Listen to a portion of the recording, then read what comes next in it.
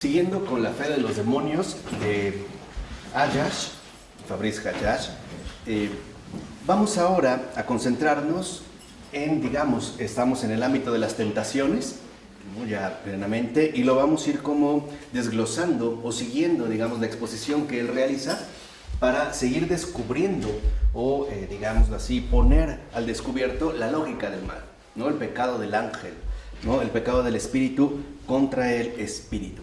Y lo primero que vemos en el caso de las tentaciones es que la seducción comienza con un condicional, ¿no? El condicional adopta la forma si A, entonces B, ¿no? Le dice, si eres hijo de Dios, entonces tal. O sea, ahí hay en este sentido un condicional, ¿no? En este sentido podemos decir que para el mismo demonio, ¿no? La tentación es un test, ¿no? Quiere hacer un test, o sea, quiere realizar una estrategia para obtener en un primer momento una cierta información.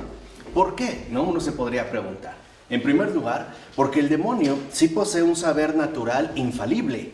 O sea, ¿por qué? Porque es un espíritu puro, ya lo habíamos mencionado. Pero su conocimiento de lo sobrenatural es prácticamente deficiente. Ese no lo domina. Mientras que lo natural sí, ¿no? Lo sobrenatural no. Y más bien, él solo puede llegar al conocimiento de lo sobrenatural a través de ciertos signos o, en este sentido, milagros. Por eso es que le pide, ¿no? Por decirlo así, él intuye que ahí hay alguien especial, pero no está realmente seguro de quién es. Por eso necesita primero, como aventar este condicional, ¿no? Él ha visto, por ejemplo, al descender la paloma, escucha la voz del cielo y por lo tanto no le queda ninguna duda. Jesús es el Mesías. Esto ya él está absolutamente convencido, ¿no? Es más, ninguno de los contemporáneos va a tener esta certeza tan radical como el propio demonio. Si Jesús es el Mesías, eso no hay duda. Pero que sea Dios mismo, ahí es lo que les decía. O sea, lo natural que sea un Mesías, sí. Pero que el Mesías sea Dios mismo, que sea por lo tanto el Hijo eterno del Padre, eso, ¿quién sabe? ¿Sí me explico? O sea, que sea Mesías dentro del ámbito natural, sí. Lo sobrenatural, que sea propio Dios, ¿quién sabe? Entonces, lo primero que deberíamos preguntar, entonces, ¿para qué tentar a Dios en persona? ¿No? ¿Para qué trabajar llevándolo a la cruz? Y aquí es lo que vemos entonces algo claro. El demonio no sabía que era Dios mismo. Sabía que era el Mesías. Sabía que Jesús era el Mesías. Pero no sabía, no podía realmente saber que se trataba del Hijo Eterno del Padre. Entonces aquí lo que vemos es que en efecto hay que valorar algo muy importante. Primero, el demonio oye, en ese sentido, que se nos atribuye una verdadera dignidad. Y a partir de esa dignidad prepara nuestra caída de antemano. O sea, se da cuenta de esta caída. Entonces dice, si eres hijo de Dios, haz esto. ¿Qué quiere decir? Lo primero es que reconoce la dignidad, ¿no? Que tenemos. Si eres hijo de Dios, que es básicamente la misma forma condicional que a cada uno de nosotros nos va a proponer. Reconoce la dignidad. Y a partir de la dignidad lo que va a buscar es la caída.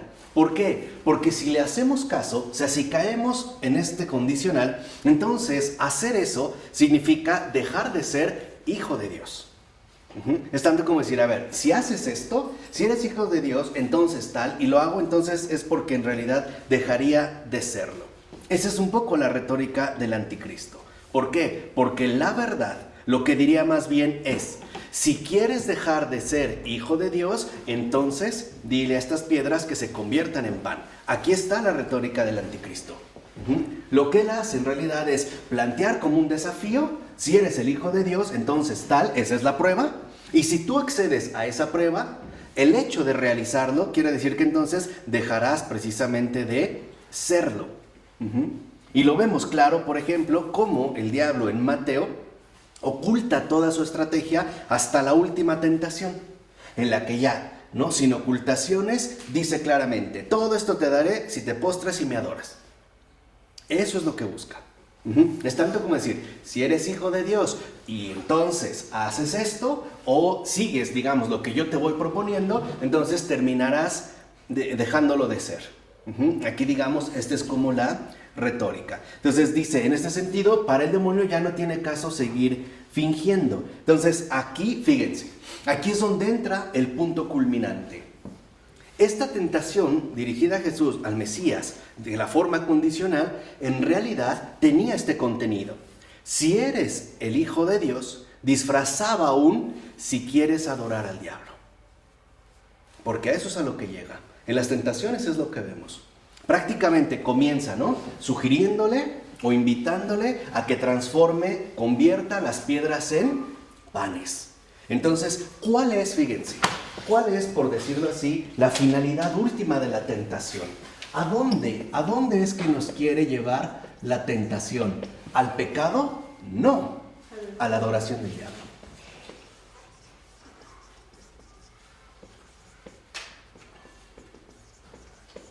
Lo pongo en mayúscula, no por algún respeto, simple y sencillamente para señalarlo como el demonio, ¿no?, en ese sentido de artículo. Entonces, es muy importante que nosotros entendamos estas dinámicas, porque así es, digamos, o estamos entendiendo literalmente su sistema operativo, por utilizar palabras contemporáneas.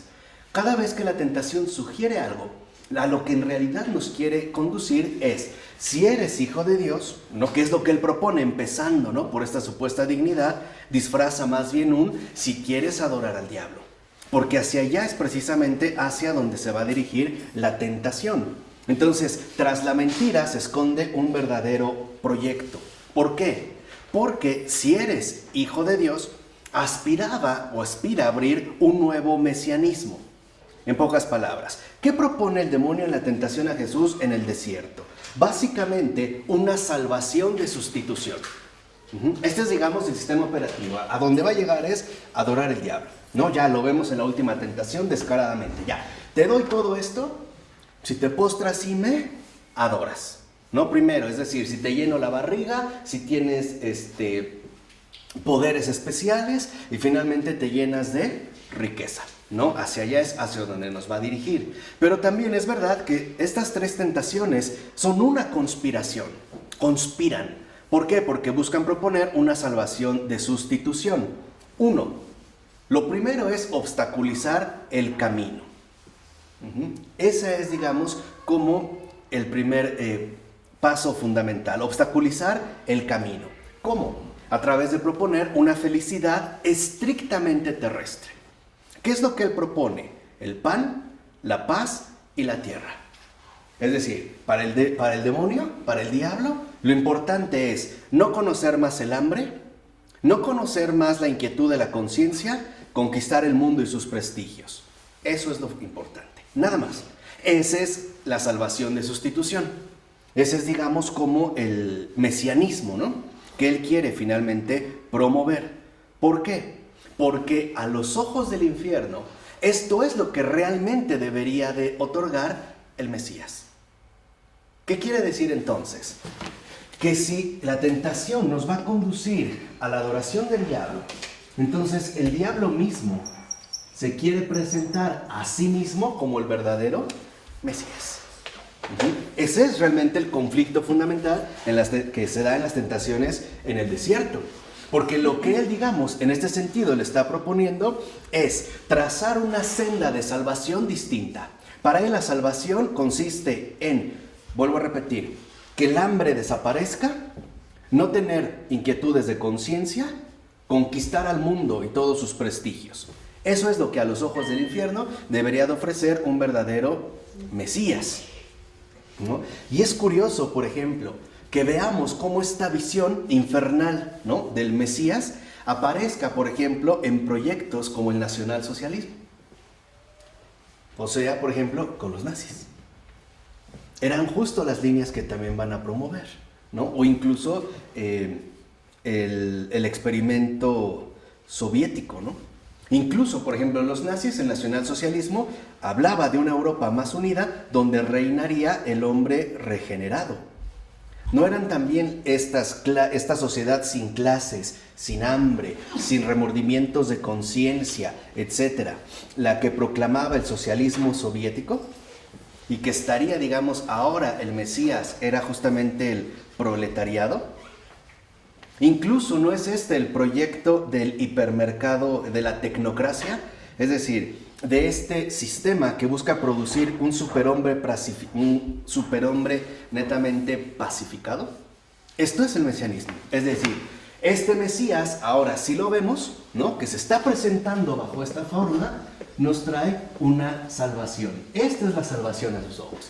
Por eso, con Jesús en el desierto, se está enfrentando cara a cara, por así decirlo, Mesías contra Mesías.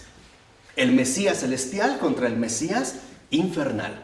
Ese es el debate. O sea, ese es realmente el conflicto, Porque les decía, como católicos debemos de recuperar, esta semana me quedó clarísimo, la dimensión metafísica de lo real. Es decir, el orden de lo espiritual.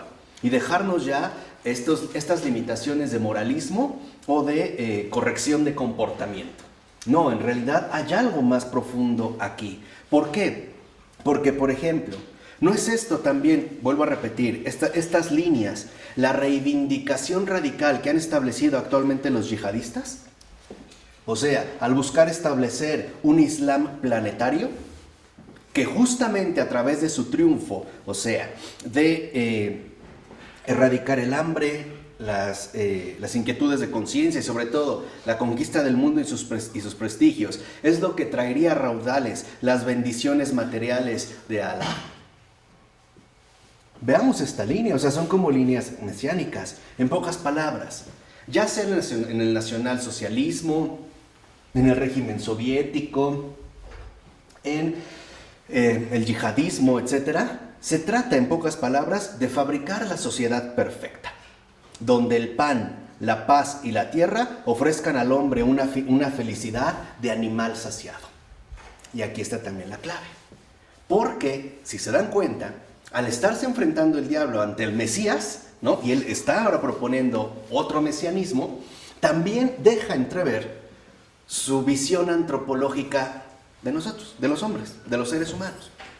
Para el diablo, nosotros en efecto somos algo así como animales degradados que lo único que necesitan para ser felices es tener lleno el estómago, en primer lugar, y dos, tener entretenidos los genitales. Nada más. No necesitamos nada más.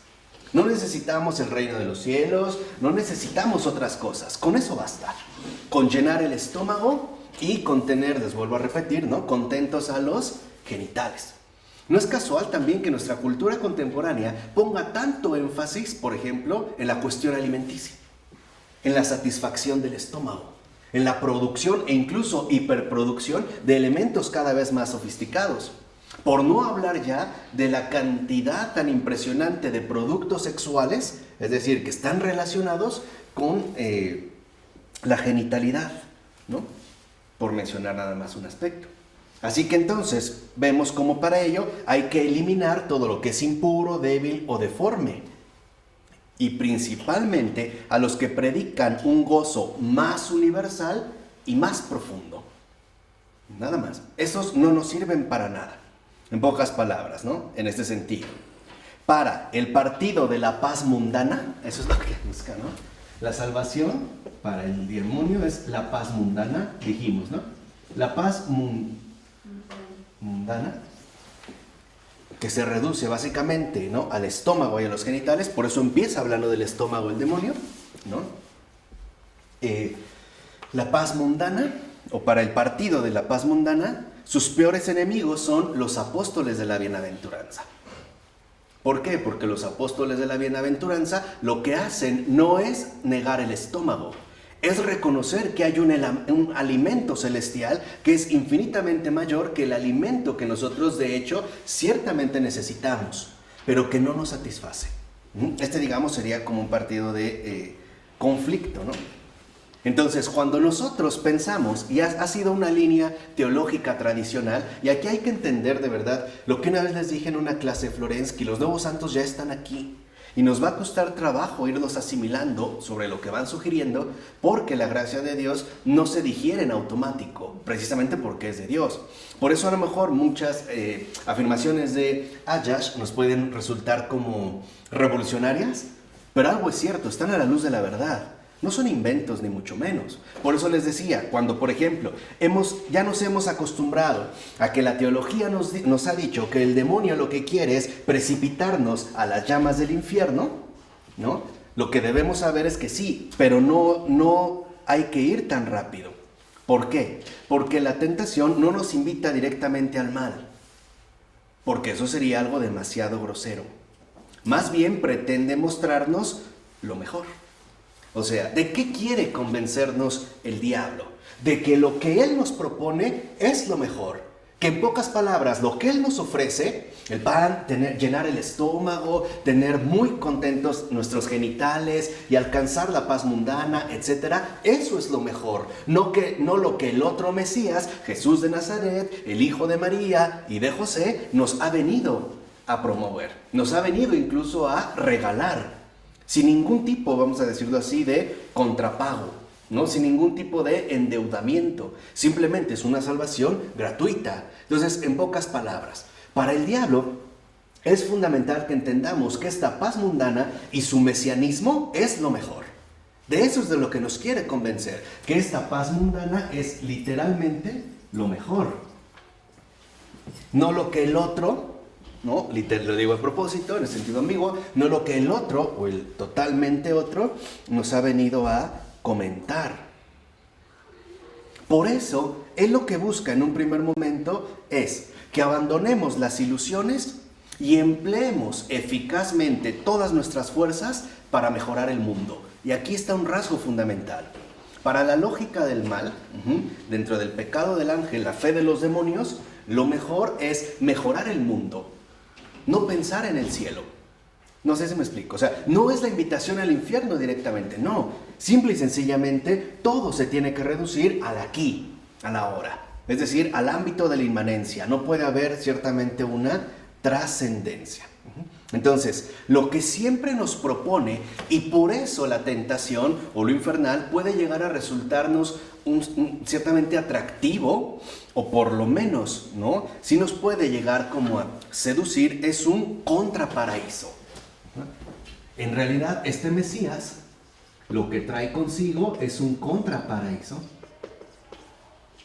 Y esto se pone claramente al descubierto en las respuestas de Jesús.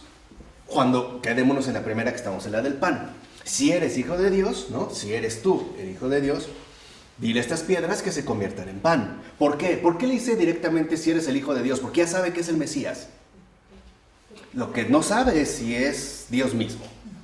Pero en ese sentido, para él lo que vemos es que lo que le dice es, el hombre lo primero que necesita es pan, o sea, llenar el estómago. Lo que Jesús le dice es que eso no es cierto, que el pan es necesario, pero no es lo primero. Aquí vemos su contraparaíso. Lo que él viene a proponer en ese sentido es justamente un contraparaíso, pero es un contraparaíso artificial, un contraparaíso soberbio, un contraparaíso hueco.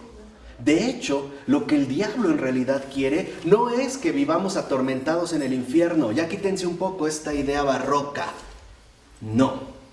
Lo que él quiere, en primer lugar, es que vivamos plenamente felices en el mundo. Si esto nos lleva al infierno, pues ya es otra cosa. Pero no es su primer objetivo. Ese es el contraparaíso. En pocas palabras, lo que realmente el diablo quiere es que lo pasemos de lo mejor en el mundo, bajo los criterios del mundo, pero sin ninguna referencia a Dios, sin ningún compromiso con Dios. No negar a Dios, eso sería de imbéciles, hasta para el demonio, ni el demonio lo niega, ¿no? Por eso les decía, también se trata, el subtítulo es el ateísmo superado, ¿no? Ni él lo niega, eso sería de tontos, no. Simplemente es no ponerlo en el primer lugar, en el lugar que le toca. ¿Sí me explicó? Esta es, digamos, la estrategia. Por eso nos puede resultar tan seductora a veces, digamos, la propuesta o la oferta que él justamente nos viene a sugerir. ¿Vamos? Entonces, esto es importante porque al parecer a veces caemos como en precipitaciones, ¿no? No, o sea, el demonio no quiere ver a los hombres torturados. No, los quiere ver satisfechos. Ese es el contraparaíso, ¿no? El contraparaíso es la autosatisfacción.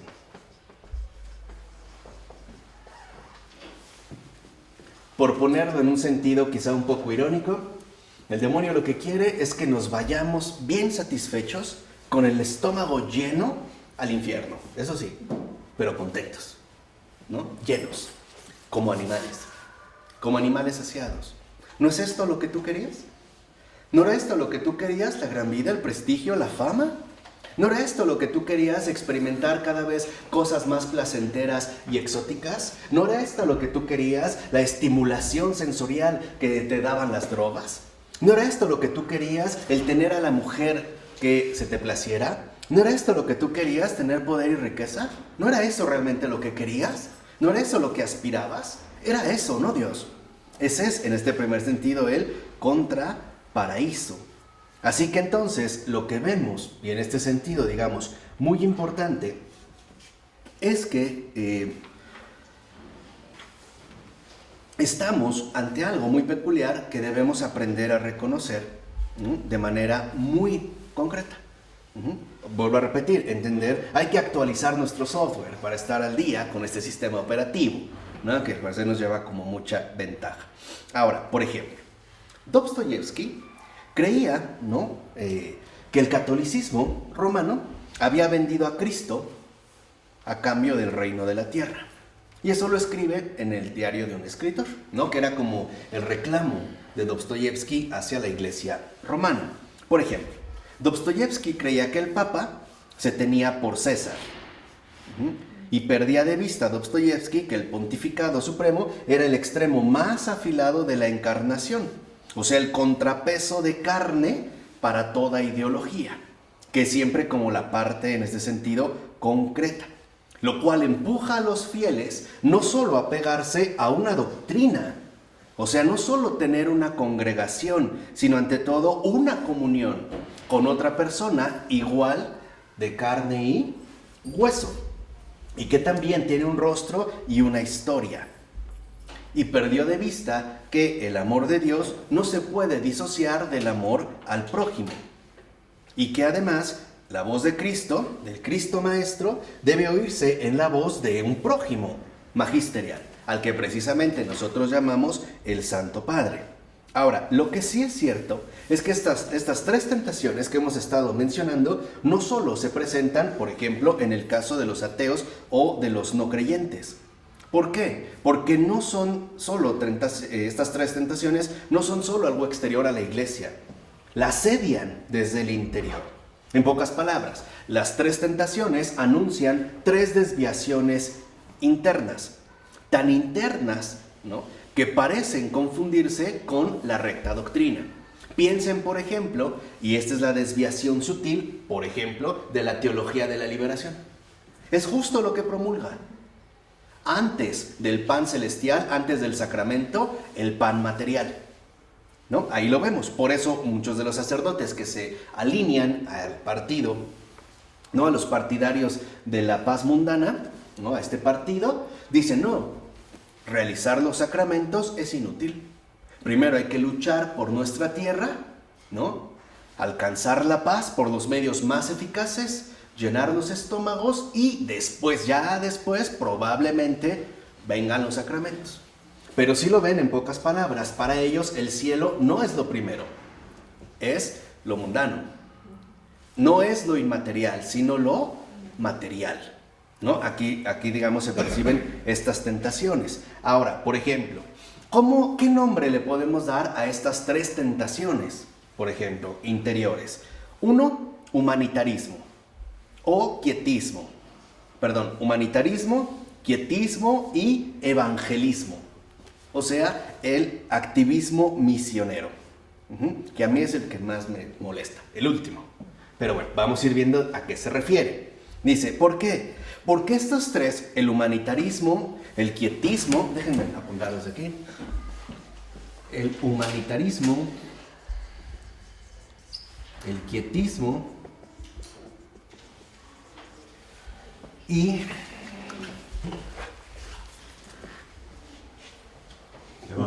el evangelismo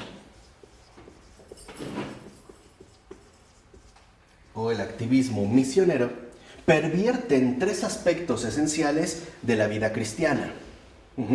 ¿Qué quiere decir? ¿En qué consiste ¿Cómo es que pervierten, en este sentido, los tres aspectos esenciales de la vida cristiana? Porque el humanitarismo pervierte, en primer lugar, el amor a los pobres, que va a estar relacionado con el amor a los pobres. El quietismo pervierte el abandono a la providencia.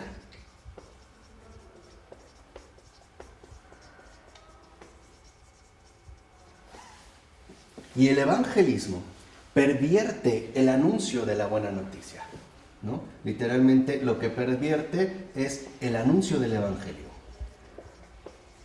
de la buena nueva.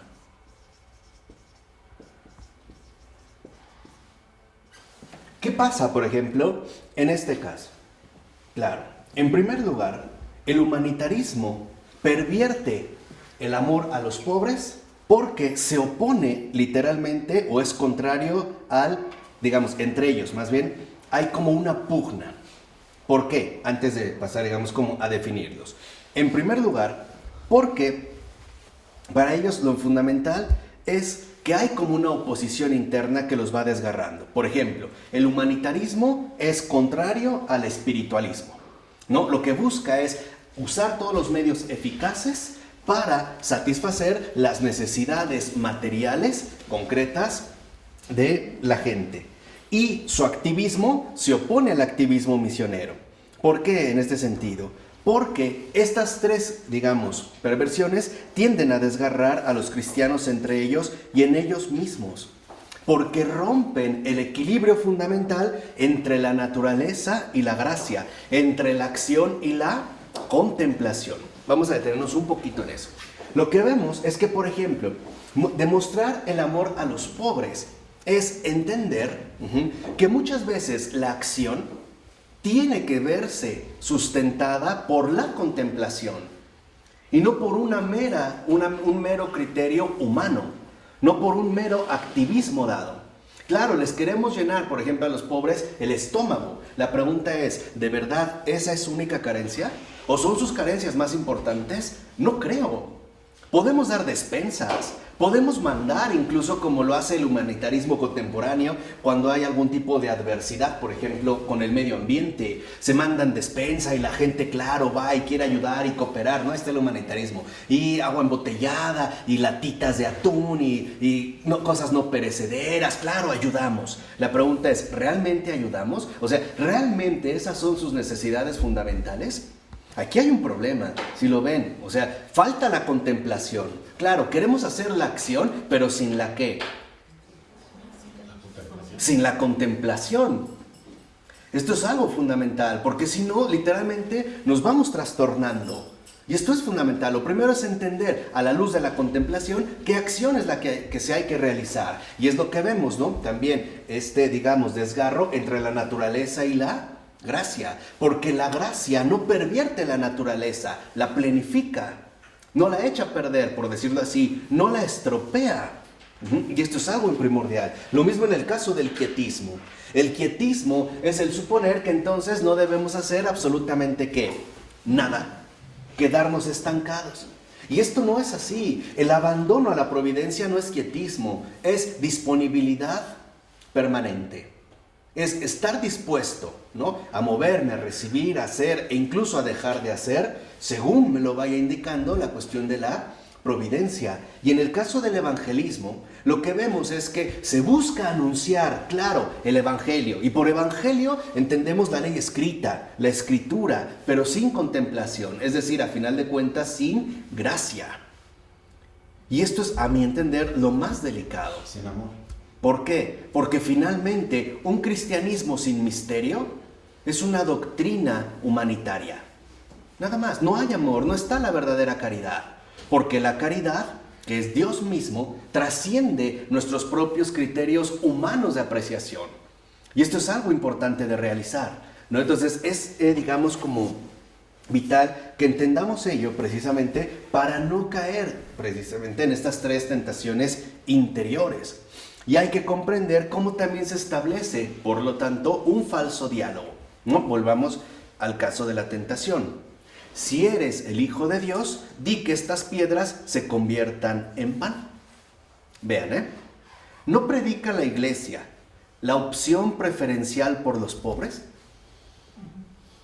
¿No es la iglesia, ¿no?, la que pone a los pobres en primer lugar? ¿No tiene que penetrar en su oído y hasta en su alma el grito de los hambrientos? ¿Qué responde el diablo? Pues que se organicen, pongan manos a la obra, que el clero también se movilice para enviar sacos de arroz y de trigo a todas las naciones. Hoy podemos poner, y todas las latas de alimentos, ¿no?, que podamos enviar, y agua, todo, ¿no?, en aviones, en jets, por supuesto. Poco importa que la hostia sea consagrada, con tal de que el pan que les demos sea sustancioso. No los vamos a llenar con una oblea y sin levadura. No, necesitan pan grueso, ¿no? Necesitan llenar primero bien el estómago. También en este sentido, que entonces el pan que les demos se convierta en un verdadero alimento para el estómago, no para el espíritu. ¿No era la cena una comida donde se servía cordero de verdad, de carne y hueso? Pues entonces, al carajo la transustanciación. Que el obispo cambie la mitra por un gorro de cocinero. En serio, esa es la lógica del mal, ¿eh? Aquí vamos a escuchar muchos diálogos demoníacos, literal. Este es uno de ellos. Yo les los voy a mencionar, después supongo que ya ustedes lo van a detectar, ¿no? Pero eso es, digamos, lo que opina el demonio. Por eso, que en lugar de un crucifijo, se ponga un asador de corderos. Que quitemos el tabernáculo, mejor vamos a poner un refrigerador, un frigorífico, ¿no?, lleno de alimentos, que coman, que se llenen, que queden satisfechos, que no quede ni un solo hambriento, que nadie se vaya con hambre, ¿no? Y que sobre el altar y el mantel pongamos cubiertos. Y no nomás para 12, para miles, ¿no? Que hagamos banquetes, o sea, que acabemos en este sentido con el hambre. En este sentido, fíjense ahora lo que dice el diablo. Por eso son bienaventurados los pobres, porque están invitados a la comida del jefe. El jefe paga. ¿Lo ven? ¿Notan la sutileza de su lógica? Totalmente diferente. Entonces, como dice el diablo, primero la panzada, después la pensada. Primero vamos a comer, ya después a ver si vamos a pensar, ¿no? ¿No es un escándalo ofrecerle piedras al hambriento? ¿No es el escándalo que al hambriento de hecho se le hayan ofrecido piedras? Primero, las tablas de la ley. Piedras. ¿Es acaso esto lo que necesita, ¿no?, la gente? Y después, otra piedra. Pedro. Otra piedra más, sobre el que se va a edificar la iglesia, en lugar de haberles dado una buena rebanada comestible. ¿Lo ven? ¿Notan? En ese sentido, digamos, la sutileza. El pan, claro, pero no el pan bajado del cielo. El pan elaborado para llenar el estómago, fabricado, ¿no?, por la organización, en este sentido, humana. Ahora, ¿no era la primacía del pan lo que formaba parte de la política de los emperadores, junto con los juegos, para debilitar toda contestación? ¿No era el imperativo romano de pan y circo? Primero, ¿qué? Pan. Tenlos con el buche lleno y se van a callar la boca.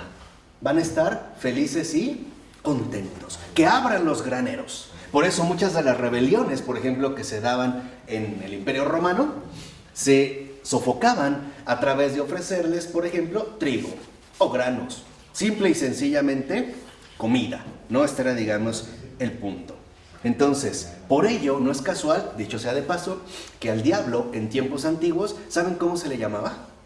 Panadero. Le decían el panadero. En su argot popular se le decía a él panadero. Él es el jefe. Él sí tiene el verdadero pan. Ahí está el que, el Mesías, que apunta a la autosatisfacción. Ahora, si la iglesia, y esto es importante, solo se ocupara del pan, se identificaría con el poder temporal. Y entonces competiría con el Estado. Aquí es donde vemos un aspecto fundamental. La iglesia no niega nuestra naturaleza, Tenemos una naturaleza corporal, concreta. Tenemos un estómago al que hay que llenar. Es cierto, pero eso no es lo único ni es lo primero. Tenemos ante todo un espíritu que se alimenta de algo espiritual. Y esto espiritual es el pan bajado del cielo. Es decir, finalmente se alimenta de gracia. Esta es la diferencia. Por eso, muchos exasperados e impacientes teólogos de la liberación mandaron al carajo el hábito y los sacramentos por caer en la trampa sutil de llenar primero los estómagos. Claro, con eso ya perdieron la batalla. ¿Qué nos dijo al principio el demonio? Si eres el Hijo de Dios, entonces bla bla. Es decir, si eres, adorarás al diablo. Hacia allá se va la adoración. ¿Por qué adoración? No es una adoración como nosotros suponemos, de rodillas y postrados. Simple y sencillamente porque hacemos lo que nos dice. Simple y sencillamente porque seguimos su consejo. En pocas palabras, seguimos su contracamino. Nos volvemos adeptos a su contramesianismo, a su contraparaíso. ¿Sí me explicó? En pocas palabras, nos desviamos del camino. Y además, si solo, y esta es otra de sus astucias, si solo nos concentráramos con el pan, entonces el hombre perfectamente puede ser tratado como un animal. Así se tratan los animales. Nada más. Tú dale a un cerdo lo que sea, aunque esté podrido, se lo traga. ¿O no? Tú dale a un animal hambriento lo que sea, se lo traga.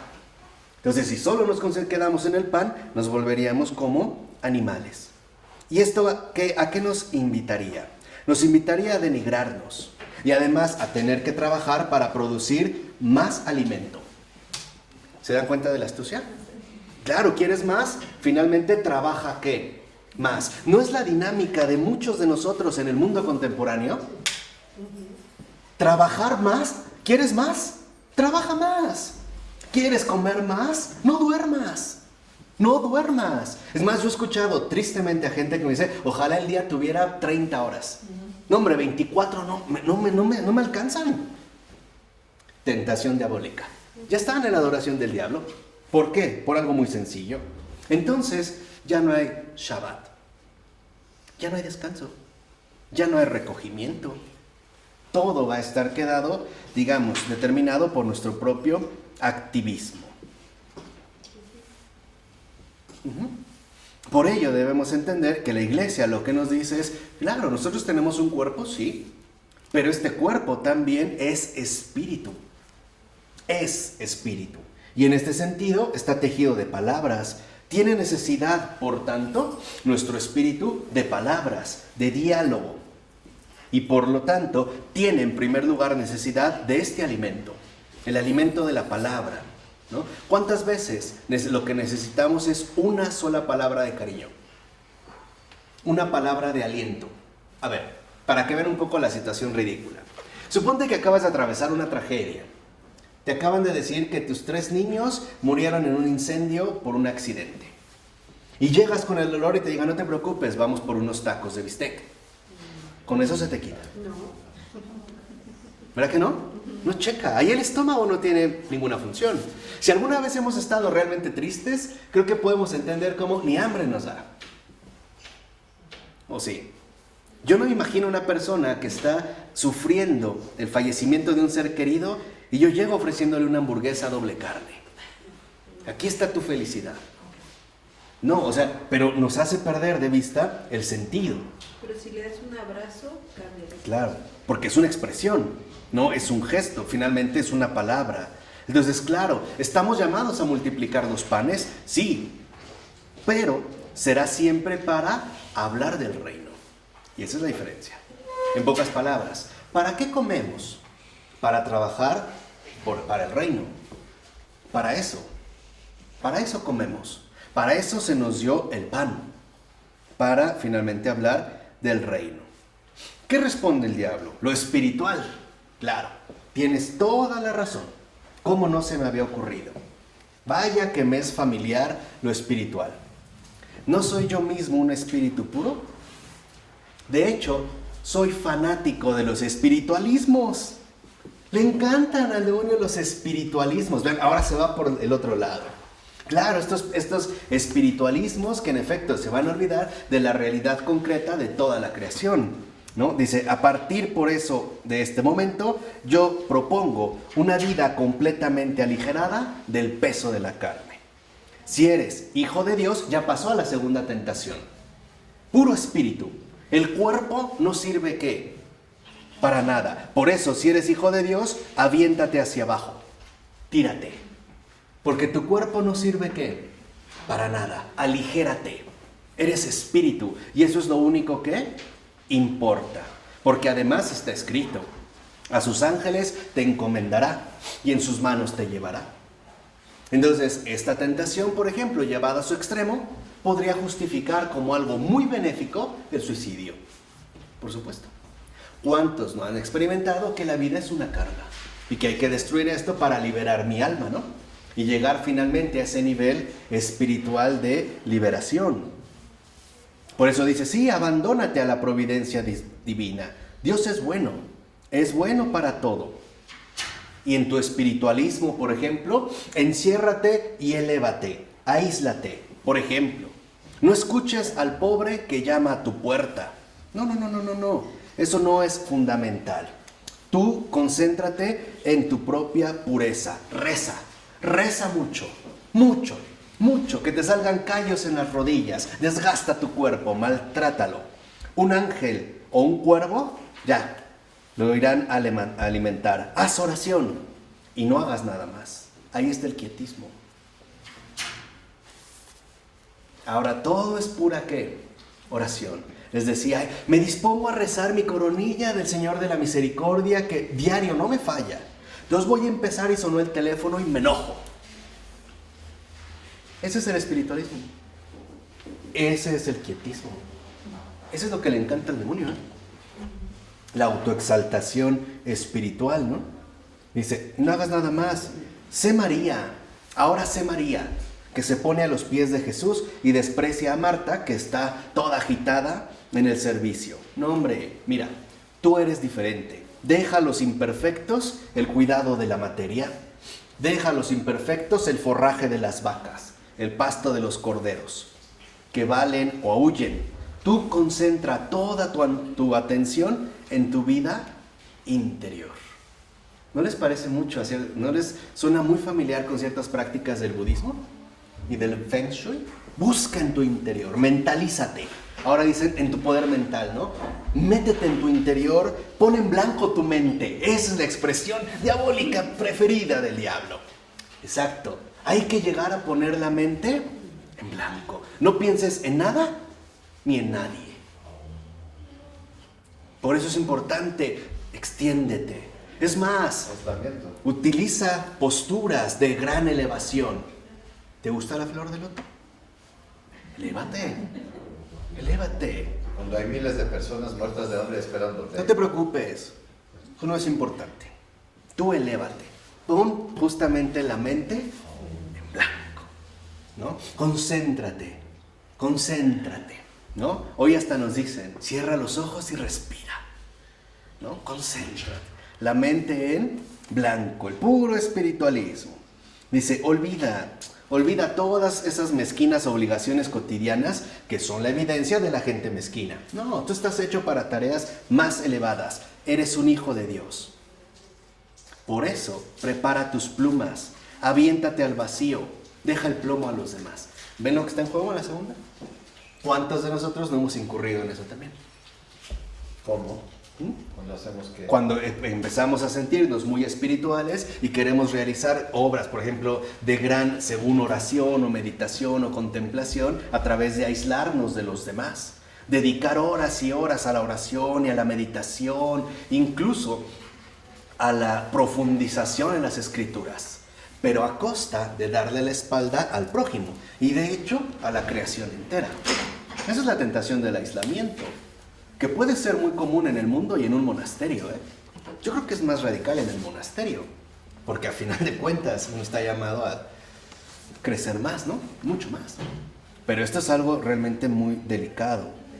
¿Por qué? Fíjense, porque aquí ahora vamos a ver la tercera, la cuestión también el abandono a la providencia. Esa es su tergiversación. ¿Les quedó claro ahora la segunda? Sí. Citaste algo sobre el suicidio, incluso aislarte, ¿no? Sí. ¿Cómo fue la línea que dijiste del suicidio? Sí, o sea, lo que yo les comentaba. Entonces esto nos justificaría el suicidio. Porque si lo que resulta más fundamental es mi espíritu, pues denigrar mi dimensión material sería mi verdadera liberación, ¿no? Finalmente hacia eso nosotros podríamos dirigirnos. Piensen, por ejemplo, en las escuelas helenísticas. No sé, quizá los estoicos, que van, Séneca, que termina suicidándose, porque lo considera finalmente, ¿no?, una elección de mayor valor. Y esto es algo vital, o sea, digamos, es algo importante de comprender. No, lo que debemos reconocer en primer lugar es que no, abandonarse a Dios es abandonarse a la causa primera de todo obrar. Y esto no conduce a la inercia, sino a una actividad superior. Es decir, menos dispersa, más recogida, que sabe ir a lo esencial. En pocas palabras, el abandono a la providencia no significa quedar como paralizado, atontado.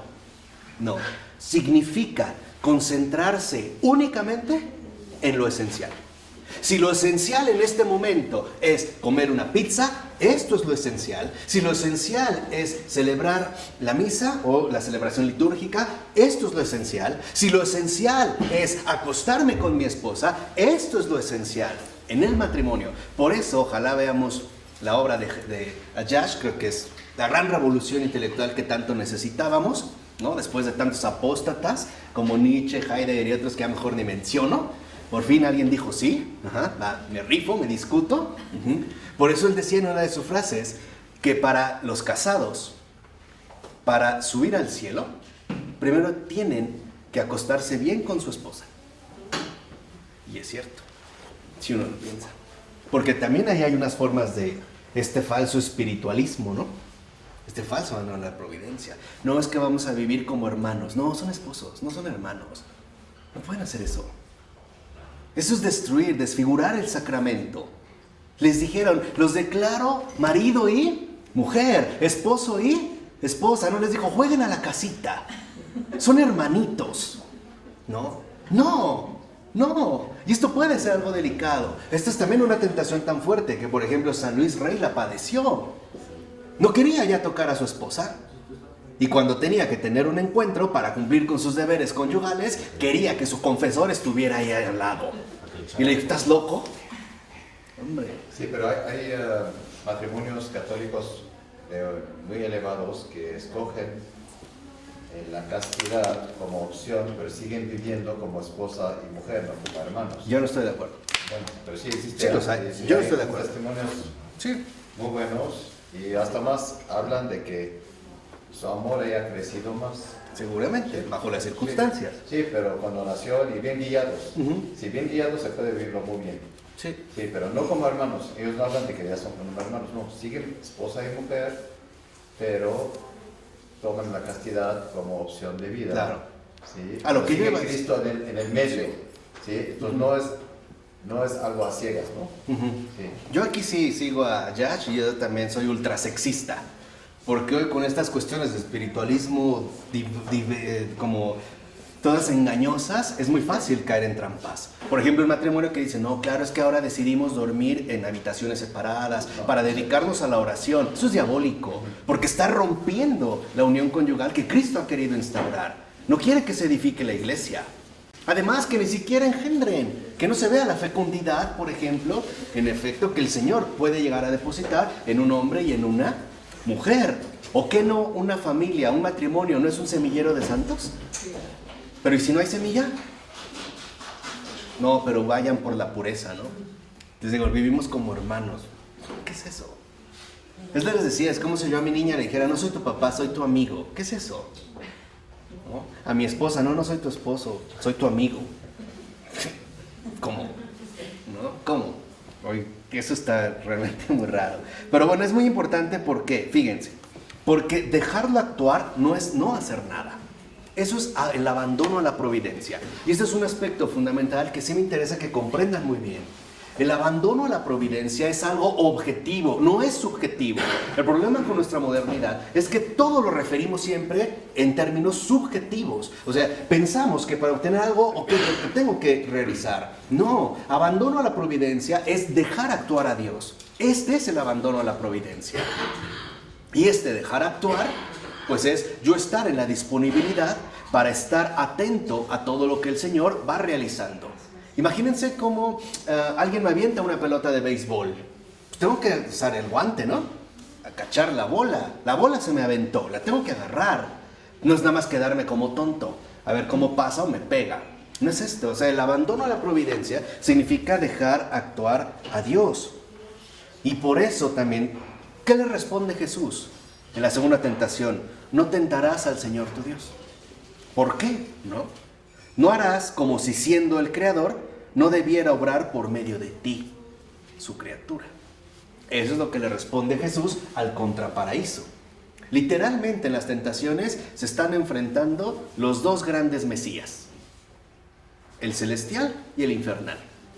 Ahí se están, disputando a la luz de la verdad. Ese es el verdadero conflicto entre el cielo y el infierno. Ahí está. Ahí está claro, lo que dices, no tentarás al Señor. Es decir, no vas a ser como si tú, siendo Él el Creador, no tuviera absolutamente nada que ver contigo. Como si tú pudieras obrar por cuenta propia. Además, ¿no es Dios tan creador de la materia como del espíritu? ¿No nos habla Dios también por medio de la vajilla que hay que lavar? ¿El foco que hay que cambiar?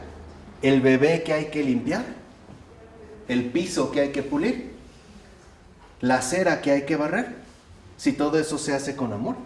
¿No ese fue el gran caminito de Santa Teresita, el Niño Jesús? ¿Y de la Santa Faz? ¿No fue eso?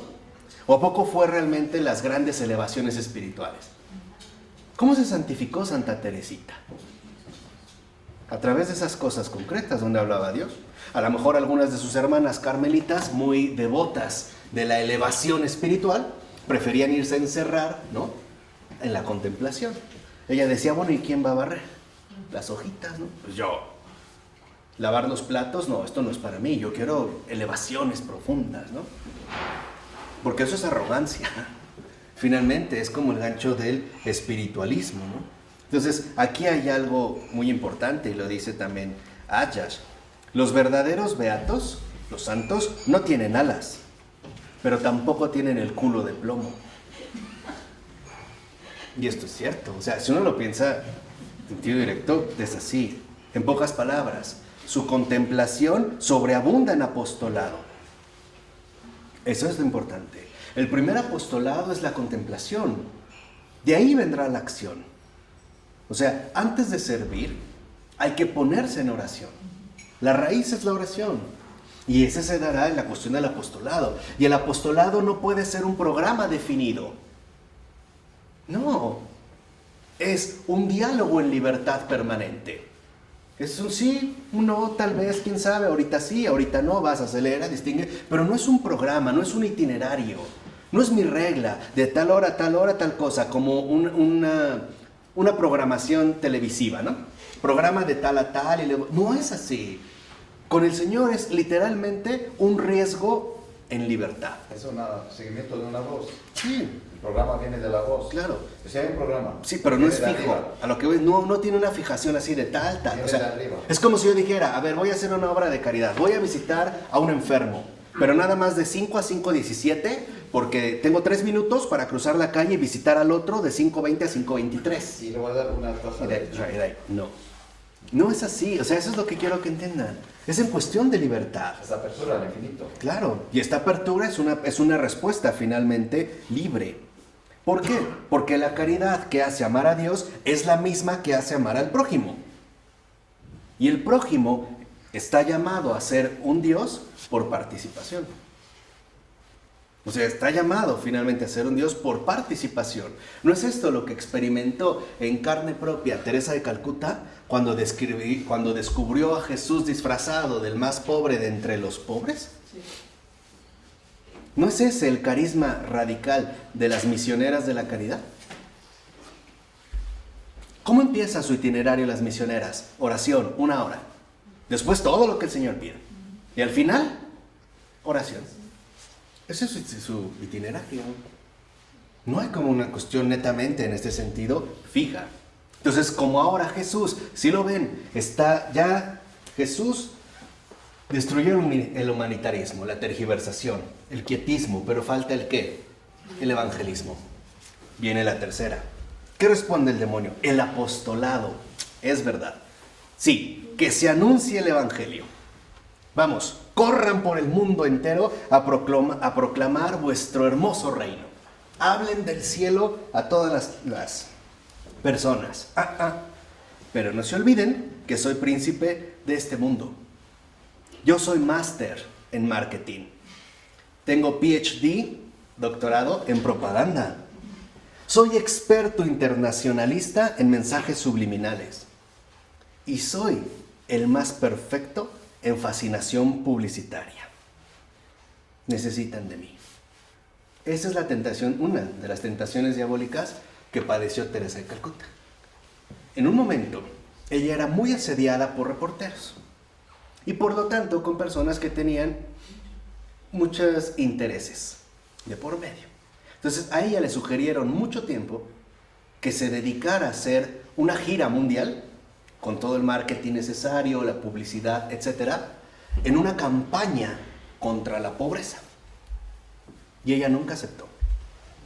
Entonces cuando le preguntaron, ¿y por qué no acepta la campaña contra la pobreza si puede hacer tanto bien y llegar a tantos lugares? Les dijo, sí, porque en lo que yo me dedico a publicitar la pobreza, se me mueren mis pobres. Ahí estaba el engaño. ¿Lo ven? Sí, aparte porque la sacaban de su visión principal. Claro. Pero sonaba bien. Qué bien, ¿no? Ese es justamente el apostolado que al diablo le gusta, ¿no? Era mi lío. Dice, mira, date cuenta en esta cuestión de la fascinación publicitaria, ¿cómo consigo que ese pobre diablo se compre un coche, una casa por encima de sus posibilidades, como si fuera el carro de Elías? ¿No? Les vendo algo falso. Admírate de cómo puedo hacer que elijan al político más mediocre con la sola mediación de la maravilla mediática. ¿Cierto o no? Hoy sabían que las elecciones que se ganan en cualquier parte del mundo dependen literalmente de la dimensión mediática, o sea, de los medios masivos de comunicación. Por eso cualquier idiota puede ser presidente. Sí, es literal. Cualquiera, hasta yo, ¿no? Empleando esto. O sea, un idiota lo puede hacer. No, ya no es nada relevante, ¿no? Por eso ahí vemos en este sentido el contraparaíso. Fíjense, dice, sí, claro, vamos a hacer juntos una gran operación, ¿no? Organicemos el gran hermano, el Big Brother del sacerdocio. Nos vamos a arreglar para que el Dr. House se convierta y para que las Desperate Housewives encuentren en su vida de ficción la esperanza teologal. Todos los telediarios de las 9, todos los prime times, todos los sitios de Google estarán al servicio de tu iglesia y tendrán un atractivo que envidiarán las cadenas pornográficas y las mejores series americanas, las mejores cadenas televisivas, Fox, HBO, etcétera, etcétera. El catolicismo, bueno, ¿qué te digo? El catolicismo estará de moda. Se pondrá de moda. El periódico El Mundo se rebautizará ahora como El Espíritu. Dan Brown se hará numerario del Opus Dei. Eso es su evangelismo. Ese es su evangelismo. ¿Qué le responde Jesús? Apártate a Satanás. Ya, apártate, Satanás. Con ese apártate, Satanás, vean lo que le dice Jesús. No te he dicho que fuéramos una empresa, menos una empresa filantrópica, ni siquiera espiritual, sino la aventura de un encuentro con el último y más corriente de los ciudadanos, exponiendo nuestro rostro a sus puños, abriendo también nuestras manos por si quiere traspasarlas. Esa es la exposición, como Jesús. Abriendo incluso las manos por si quiere traspasarlas. El reino de Dios se anuncia en la pobreza. Se ama al prójimo en la proximidad. En el riesgo, sí, el riesgo de un abrazo donde ese prójimo puede abrirse o puede estrangularnos. Un abrazo, no una llave de judo. Nada de seducciones psicológicas. Nada de palo y zanahoria. ¿Sí saben, Esther? Cuando en los molinos, ¿no?, medievales le ponían a un burro o una bestia de carga un palo con una zanahoria para que siempre estuviera caminando, ¿no?, tratando de alcanzar la zanahoria. Dicen, no, nada de palo y zanahoria, no, sino el pobre y feo crucifijo. ¿Por qué? Porque debe consumarse un encuentro personal ante el cual nosotros debemos desaparecer, no aparecer. En los medios masivos de comunicación aparece muy bien el espectáculo, que como la propia palabra lo sugiere, es el espectro visual, ¿no? La concentración visual de lo que aparece. Guy Debord, marxista serio, no me agrada, pero es serio, escribe un librito que se llama así, La sociedad del espectáculo. Me parece que da en el centro, ¿no?, de este punto. Lo define como el espectáculo que tenemos ante la vista. Por eso siempre tenemos, por ejemplo, la primera plana. ¿Quién surgió? En pocas palabras, los medios masivos de comunicación siempre promueven y estimulan el protagonismo. Pero Jesús no quiere protagonistas, quiere servidores. No quiere exitosos, quiere fieles. Quiere literalmente aquellos que en efecto aceptan desaparecer. Como San Juan Bautista, ¿se acuerdan? Es preciso que él crezca y que yo venga a menos. No al revés, no dice San Juan Bautista, ese es el Cordero de Dios, yo lo señalé. Véanme a mí, yo lo identifiqué, no él. Estar dispuesto justamente a desaparecer. Por eso al Señor tu Dios adorarás. Tú lo adorarás, no un clon, no una virtualidad tuya, y solo a Él darás culto. Si bien no serás esclavizado por poder alguno de la tierra o del cielo, sino que serás libre en ese solo a solo, en donde puesto que el solo a Él darás culto, es también el creador de todos los seres. Y a través de este encuentro con Él es como podrás tener intimidad con cada ser.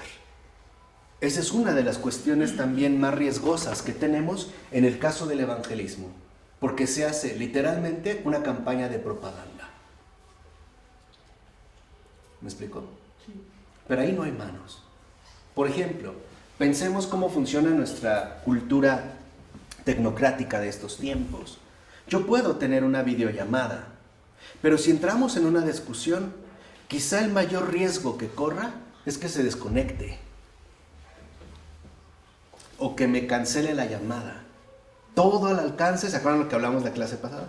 Todo al alcance de un botón. Me cuelga, apaga el teléfono, lo pone en modo avión. Eso es lo más. No hay riesgo, no hay proximidad. Ese es el evangelismo. Es evangelismo sin proximidad, sin riesgo, sin manos, sin contacto, sin, en pocas palabras, encuentro. ¿Sí lo vemos? Esto es importante detectar. ¿Por qué? Porque en este sentido lo que vemos es que para el diablo lo importante es el saber hacer. Esto es importante, el saber hacer. Y en este sentido vemos cómo Satán se revela en estas tentaciones, además, como un fino conocedor de la misión de la iglesia. Sabe a qué está llamada la iglesia y por lo tanto lo que quiere es transformarla, ¿no? Es decir, desfigurarla. O sea, sacarla literalmente del camino, como a través de un bombardeo. Y ya podemos entrever en este sentido la lógica de sus mensajes, que es la lógica que veremos en la segunda lección. Esta es la primera. Recuerden que esta es la primera lección que se titula Las tentaciones en el desierto, ¿no? Estamos entendiendo esta lógica. ¿Cuál es? ¿Separación o confusión? Eso es lo que busca. Separación o confusión. Para Satanás es muy importante decir sí, pero no así. ¿Sí me explico? Claro, amar al prójimo, sí, pero no así. No con la entrega riesgosa que incluso te lleva a la muerte. No, no así. Más bien a través de otras estrategias. Amar, sí, pero no así. Por ejemplo, en el matrimonio. Por eso les decía, si hay que ser en estos días ultrasexistas, pero ultrasexistas. Y lo digo a propósito con Wayash. Y no se alarmen. Ser ultrasexista es volver de nuevo a las evidencias primeras. La postura ultrasexista lo que afirma es algo muy fundamental. Un hombre es un hombre y una mujer es una mujer. Ese es el ultrasexismo. Ese es el ultrasexismo. Un hombre es un hombre, una mujer es una mujer. Entonces hay que retornar a esto, porque si no, claro, ámense, pero no así. Distánciense. Por ejemplo, bajo formas elevadas de espiritualismo o bajo formas denigradas de corporalismo. Degránense, objetualícense, utilícense, ¿no? Utilícense como medios para su propia autosatisfacción. ¿Sí lo ven? Siempre oscilando entre estas dos líneas. Así que, si vamos siguiendo precisamente esta lógica, lo que vemos es que por el momento, lo que el diablo pone en juego son dos cosas: la carne y el espíritu. Para él, la carne y el espíritu siempre deben de estar en choque, ¿no? Deben de ser irreconciliables. Ejemplo, resumen, con el pan, claro, llenamos la carne, pero sin el espíritu. Con el abandono a los ángeles, ahora nos vamos por el puro espíritu, sin la carne. La carne entienda nuestra realidad encarnada, concreta, material, ¿no? Con la propuesta de los reinos terrestres, una carne y un espíritu unidos, pero disminuidos, es decir, denigrados. O sea, una carne virtual por un espíritu mundano, a fin de obtener una golosa contradicción. El gran espectáculo de la oración, el gran divertimento de la fe. Eso es todo lo que implica en esta primera lección. Llegar al evangelismo, donde literalmente lo que vemos es el espectáculo de la oración. La oración, lo que les dije, se convierte en un espectáculo eufórico, emotivo, todos hablando lenguas. Todos. De repente, ¿no? Les decía, entran a una secta y ya parece que les aparecieron sus dones. Todos tienen dones. Todos. De profecía, de visión, de clarividencia, de predicción, de discreción, la discreción de los espíritus. Todos parecía que estaban como tapados. Como que llegando ahí se destaparon, ¿no?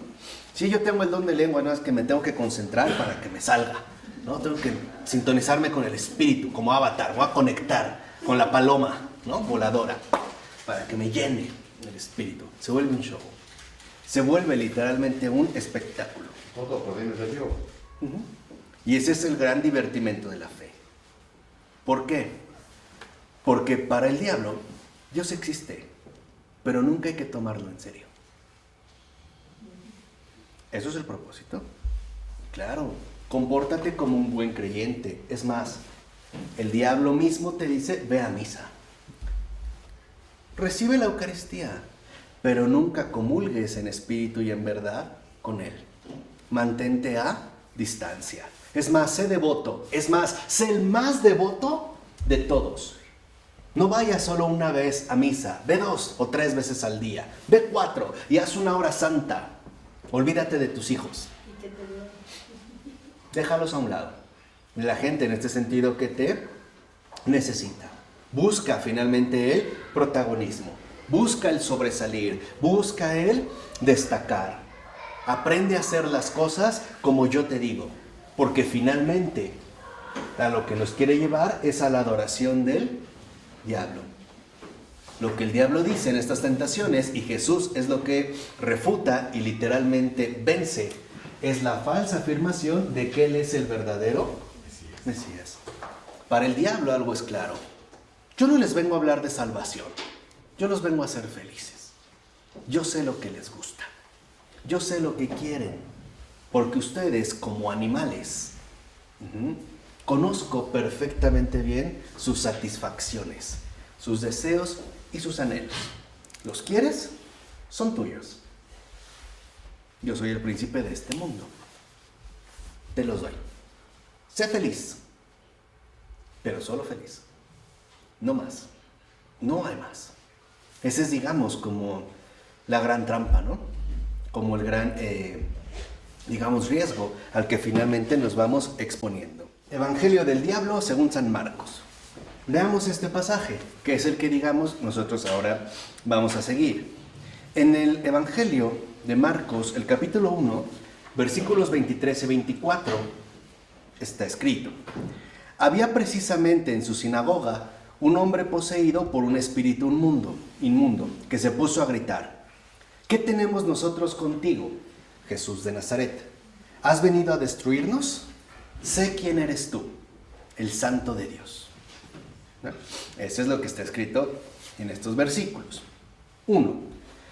En el Evangelio, según San Marcos, o este Evangelio, no enumera las tentaciones, como los otros sinópticos. No las enumera. Como siempre ocurre con Marcos, la brevedad de su palabra es como un golpe seco. Vayámonos, por ejemplo, el simple versículo del que hablamos, por ejemplo, Marcos en el capítulo 1, 13, lo resume todo. Por ejemplo, dice Marcos: y permaneció en el desierto 40 días, siendo tentado por Satanás. Ya, es todo. Y añade: estaba entre los animales del campo y los ángeles le servían. Es todo lo que dice Marcos, ¿no? Aparentemente como una especie de comprimido, de resumen, como decía, como un golpe seco. ¿Y qué cosa más bella? Jesús, la palabra hecha carne, no dice nada. Está. Es todo. En Marcos no vemos que Jesús hable o que diga algo, ¿no? Ahora, si parece no actuar, ¿no? Siendo tentado por Satanás, parece asumir como una forma pasiva, ¿no? Sobre él recae la tentación. Dice, es porque se mantiene en el acto más puro. Está ahí en pura obediencia. Ahora, Marcos nos presenta a Jesús en esta dimensión profunda, metafísica, porque su respuesta es la respuesta más metafísica. No hablando, sino simplemente siendo la palabra. Para Marcos, por ejemplo, está claro, ante todo, entender quién es Él. ¿Quién es este Jesús? ¿Quién es este Jesús que permaneció en el desierto 40 días siendo tentado por Satanás? No aquí va literalmente al centro. Y su actitud no es menos ejemplar. Indica literalmente el camino del mandamiento más breve y más completo. Sé. Es una llamada al ser. Sé plenamente. Pero recuerda que tú no eres el ser. Para ser plenamente tienes que hacerte receptáculo. En pocas palabras, aquí hay una llamada muy concreta. Si tú realmente quieres ser, recíbeme. De otra manera, no eres nada. Este va, como en el primer momento. Entonces, nuestro ser nos ha sido dado. Lo recibimos de Dios y de Dios a través de la historia. Lo mismo que todas las criaturas. De modo que este ser, precisamente, es esta historia de amor que hemos ido recibiendo. Entonces, sé plenamente no significa llénate de ti solo, sino sé como el receptáculo mismo de la existencia que eres junto con toda la creación. Sé, sí, pero sé siempre más en Dios. Ser más en Dios. Este es el ser que Jesús nos viene a revelar. Esta es la verdad del ser. No basta con ser a secas. Hay que ser más en Dios. Por eso se nos dio el ser. No como algo acabado, no como algo ya terminado, sino en pocas palabras, como una promesa. Como una promesa de cumplimiento. Nosotros somos un proyecto de ser. De ser más en Dios. Por eso, cuando alguien nos pregunta, por ejemplo, ¿y tú quién eres? y se refiere al ser, lo que realmente nos está cuestionando es algo muy profundo. Nos está diciendo, ¿realmente estás cumpliendo tu vocación? O sea, ¿realmente estás cumpliendo tu vocación metafísica de ser más en Dios? ¿O, por el contrario, te has ido alejando y perdiendo cada vez más y más? ¿Sí lo ven? En este primer sentido, digamos, de Marcos. Ahora, lo que nos dice San Marcos es que Jesús es tentado por Satán. En este sentido, por ejemplo, Marcos no deja de insistir en la fe de los demonios y le opone siempre la incredulidad de los discípulos. Es curioso que para Marcos, ¿no?, los demonios no dudan de la existencia de Dios, pero los discípulos sí. Esto puede ser, digamos, como paradójico. Dice, y lleva esto hasta tal punto que a la hora de la pasión, el discípulo huye completamente desnudo. Las mujeres se mantienen a distancia. Los que pasan e incluso los otros crucificados ultrajan al verbo suspendido y no hay nadie que lo reconozca, salvo un centurión del ejército romano. Aquel mismo que sabemos traspasa el costado del Señor, remata así el suplicio y al final confiesa. Verdaderamente este hombre era hijo de Dios. Pero en Marcos, ¿no?, o según San Marcos, el comienzo de su vida pública no es menos perturbador que este final. ¿Por qué? Porque si nosotros nos vamos al pasaje de Cafarnaúm, que está en el Evangelio según San Marcos, capítulo 1, versículo 15, vemos verdaderamente algo de inaugural y se desarrolla a continuación de la primera predicación de la fe. Convertíos y creed en la buena nueva. Esa es la primera, digamos, predicación de la fe que hace Jesús en su vida pública en San Marcos. Es el anuncio, ¿no? Convertíos y creed en la buena noticia. Así que entonces lo que vemos es que en este sentido, para San Marcos, algo está claro. Hay un antagonismo que no va a dejar de enfrentarse incluso hasta el final. La fe teologal y la fe de los demonios. Que esa es otra dimensión. La fe teologal versus la fe de los demonios.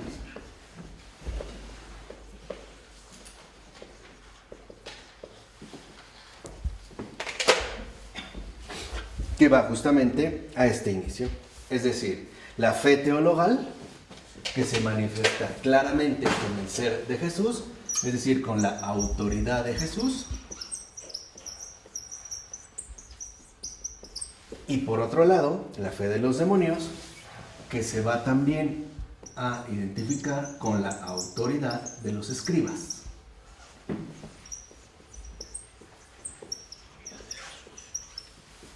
Aquí tenemos la autoridad de los escribas.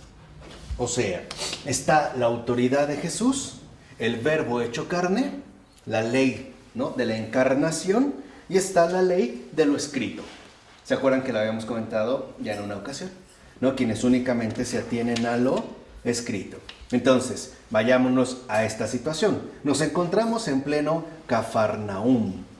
Ahora es curioso, porque este topónimo, ¿no?, como nombre común, en realidad Cafarnaúm significa un lugar de desorden y depravación. Eso significa Cafarnaúm. Y tiene un doble sentido. El primer sentido, significado de Cafarnaúm, es un lugar de desorden y depravación.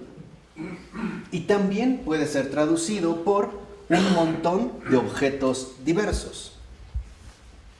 Son, digamos, los dos sentidos de Cafarnaúm. Ahora, esta ciudad se encuentra a la orilla o en la orilla del lago Tiberíades. Y como dice el Evangelio de Marcos, Jesús fue asaltado por una turba, ¿no?, heteróclita de enfermos que apelaban a su poder de curación. Salen a su encuentro, ¿no? Cafarnaúm sería, en primer lugar, sinónimo de corte de los milagros. O sea, si algo parece, digamos, como sobresalir, es la cuestión de los milagros. Pero en realidad, no es esto, digamos, lo más profundo. Hay algo todavía mayor. 1. Lucas, por ejemplo, y Mateo cuentan a propósito de esta ciudad lo que quizás sea la maldición más grave proferida por Cristo, cuando dice: en Mateo 11, 23, 24 o en Lucas 10, 15. Y tú, Cafarnaúm, hasta el cielo te vas a encumbrar, hasta el Hades te hundirás. Porque si en Sodoma se hubieran hecho los milagros que se han hecho en ti, aún subsistiría el día de hoy. Pero por eso os digo que el día del juicio habrá menos rigor para la tierra de Sodoma que para ti, Cafarnaúm. Es, digamos, un juicio muy severo. Entonces, en este sentido, ser de Cafarnaúm sería mucho peor que ser incluso sodomita. O sea, mucho peor todavía que ir contra natura, contra la sodomía, que tenía que ver precisamente con la denigración de la sexualidad humana, ¿no? En el sentido como lo comprendemos. Lo importante es de qué se trata. Porque es algo mucho peor incluso que ser sodomita. ¿De qué se trata? Bueno, hay una singularidad que lo precisa. Al comienzo de esta cita del Nuevo Testamento se encuentra incrustada una cita del Antiguo. Jesús cita en pocas palabras al profeta Isaías, ¿no? ¿Recuerdan? Cuando entra en la sinagoga. ¿Qué pasa en Isaías? Que es el pasaje que retoma Jesús, que es en Isaías 14, 12, 15. En este sentido, ¿no? Es una especie de sátira de la caída de Satán. De hecho, los padres de la iglesia interpretaron generalmente esta sátira como una descripción de la caída de Satán. Cuando decía, ¿cómo has caído de los cielos, Lucero? Que en latín es Lucifer, hijo de la aurora.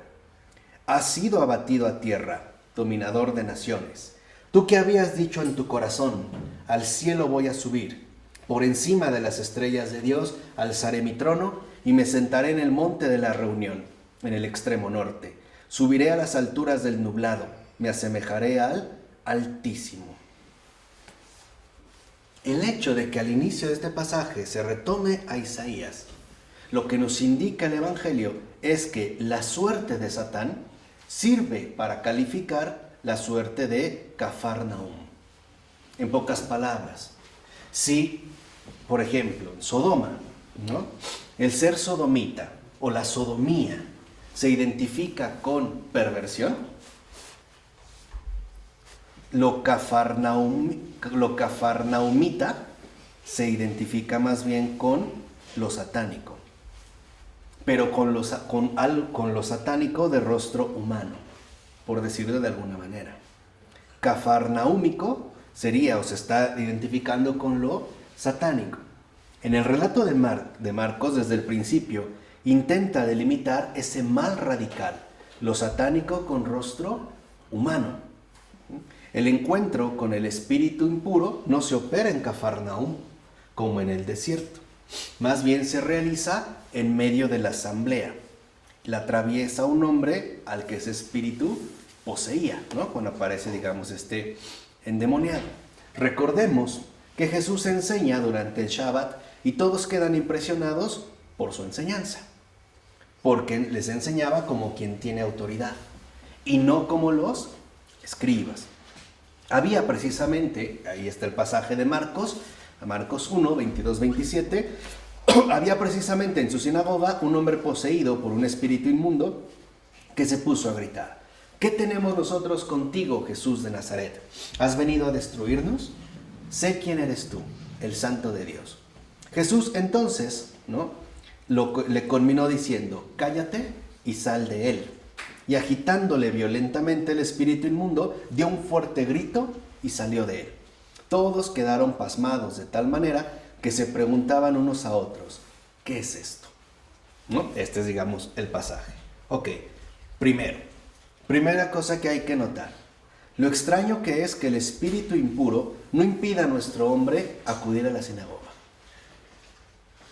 Está poseído y eso no le impide ir a la sinagoga. Así como muchos estamos poseídos y eso no nos impide ir a misa, ni recibir la Eucaristía.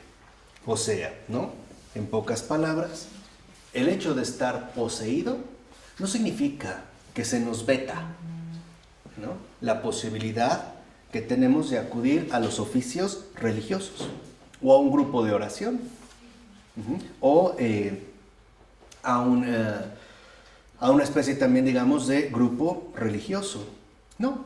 ¿Por qué iba a alejar el maligno del lugar de culto el cuerpo de aquel a quien atormenta? No.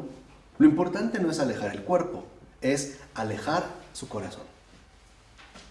Y esto es un primer detalle fundamental. Y lo vemos desde aquí.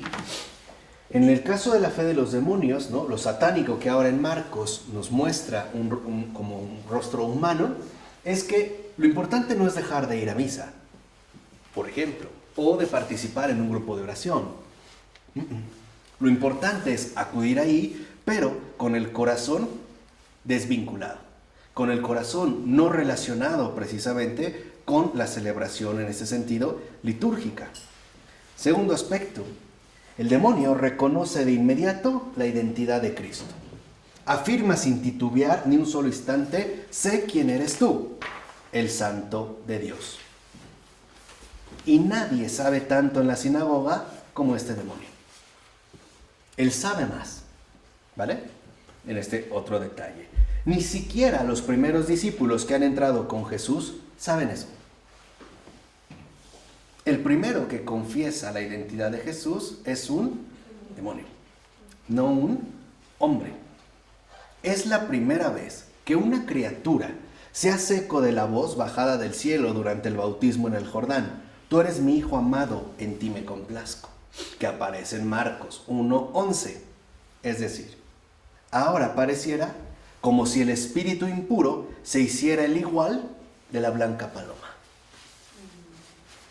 Está tratando de usurpar el lugar. En el Jordán, ¿no? En el río Jordán, es Dios mismo quien hace ¿qué? El anuncio. Bueno, ahora parece que Él mismo va a tomar este lugar. Además, el demonio obedece a Jesús cuando éste le ordena: cállate, ¿no? Que literalmente, según la exacta elocuencia del pasaje, tendríamos que traducir por cierra la boca, ¿no? Cierra la boca y sal de él. Y obedece sin falta. Ahora, ¿es obediencia? No. No es obediencia propiamente hablando, porque la obediencia es libre por naturaleza. Y él no está actuando libremente, no está obedeciendo, es una orden, está cumpliendo un mandato, no es obediencia, pero parece que lo aparenta, ¿vale? Tercer rasgo, finalmente y todavía más sorprendente, si Jesús lo manda a callar, no es a causa de la insolencia de su tono: sé quién eres tú, como decir yo sé más, ¿no? Sé quién eres tú, sino por el contenido de sus palabras, por ello. Porque a veces llegamos a pensar que es porque él quería pasar como desapercibido, ¿no? Como si no supiera. Falso. No, lo que sigue a continuación lo deja bien claro. La tarde de ese mismo día, cuando esto ocurrió, tras la caída del sol, toda la ciudad de Cafarnaúm se reúne a la puerta donde Jesús cura a numerosos enfermos. En Marcos 1:34 se dice en el Evangelio: y expulsó muchos demonios, y no dejaba hablar a los demonios, pues lo conocían. Una pregunta: ¿la misión de la iglesia no es anunciar quién es Jesús?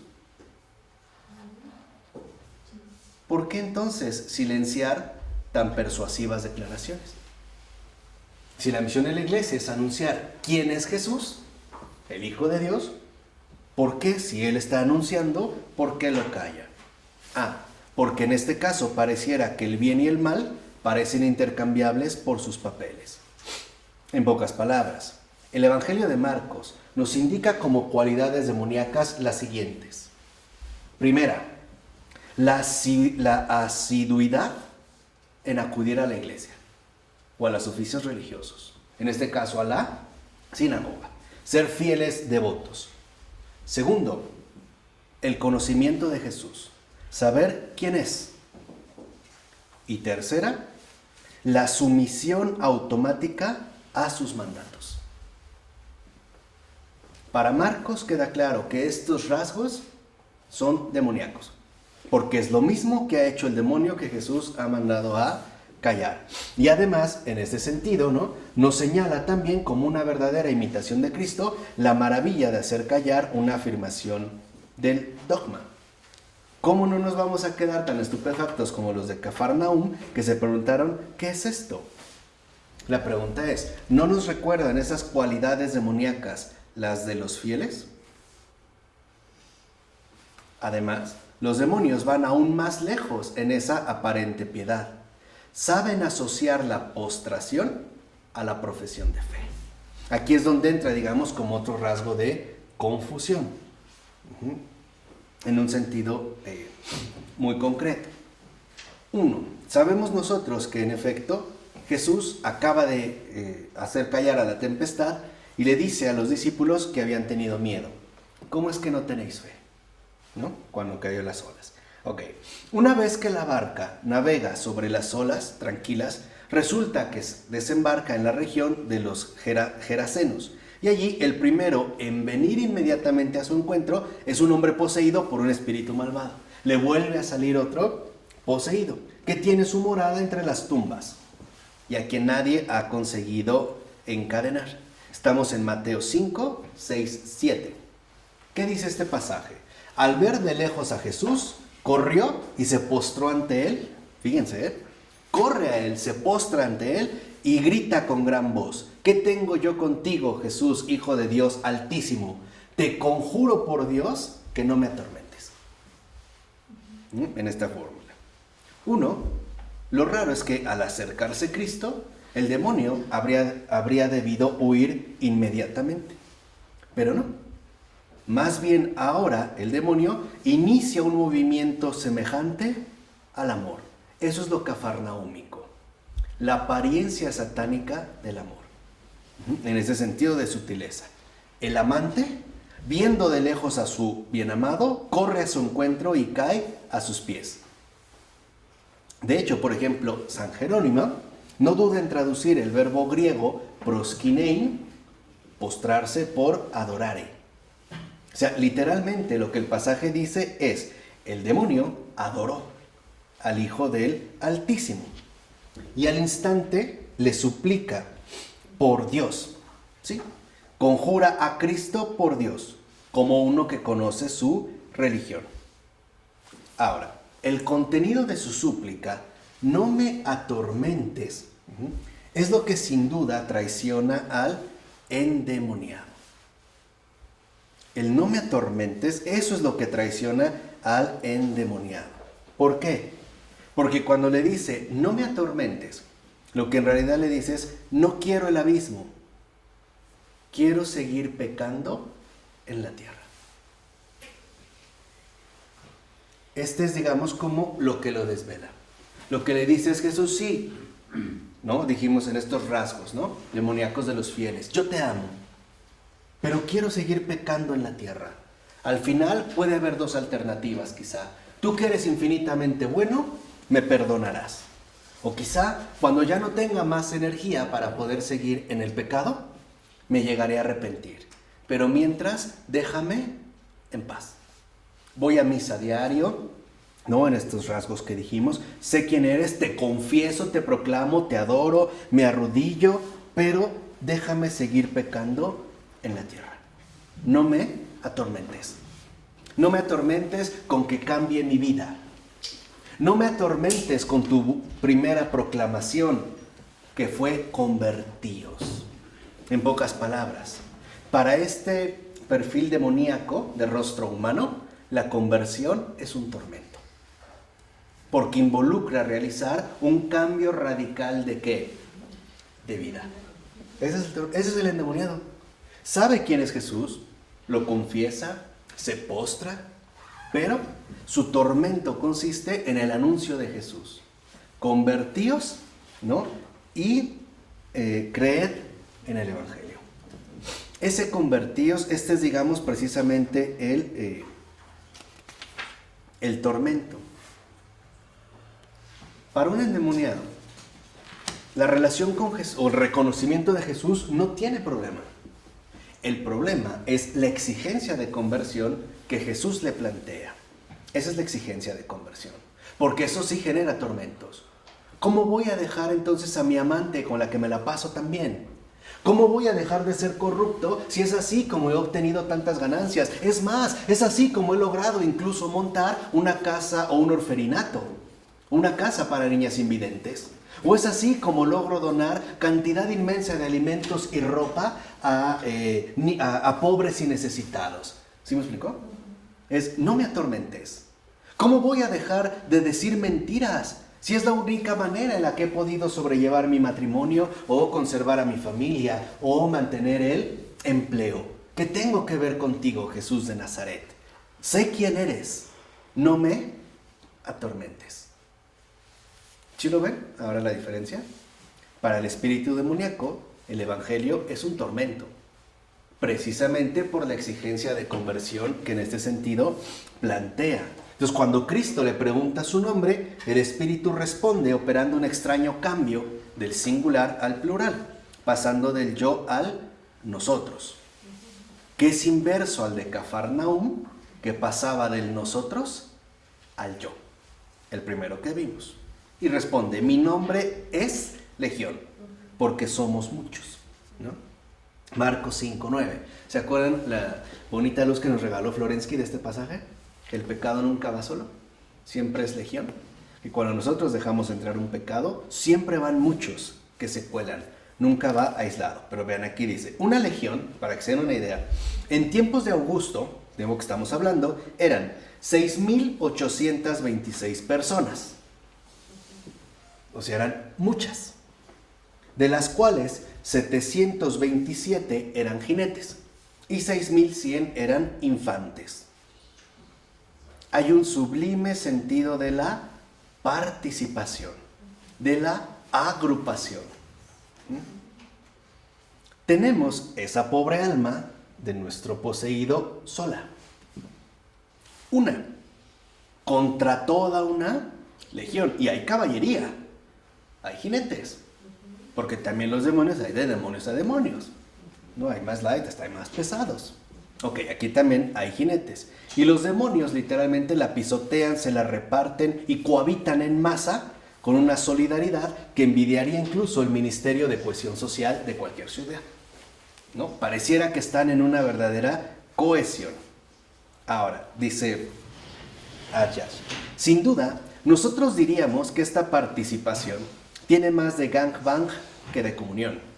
Es un festín de carroñeros, más que una comida de amigos. Pero, en realidad, este deslizamiento del singular al plural perfila algo mucho más profundo. Sí, este deslizamiento se refiere a un poseído que vive entre tumbas, es decir, a un hombre al que le atrae la nada. El hecho de que viviera entre tumbas no es como un hombre que le atrae la nada. Dice, y este desplazamiento gramatical lo vuelve a aparecer 2 veces en paralelo cuando el hombre es sacado de la nada. El primero es el capítulo del Génesis. Y dijo Dios, en singular, hagamos. Aparece el plural, al ser humano a nuestra imagen como semejanza nuestra. Génesis 1:26. ¿Vamos bien? Vamos, no se me pierdan, ¿eh? Dios es uno en 3 personas. Lo humano manifiesta corporalmente su imagen por medio de la relación viviente entre un hombre y una mujer. Pero ese legión es un simulacro de la comunión trinitaria. Y también ese legión es un simulacro de la alianza sexual.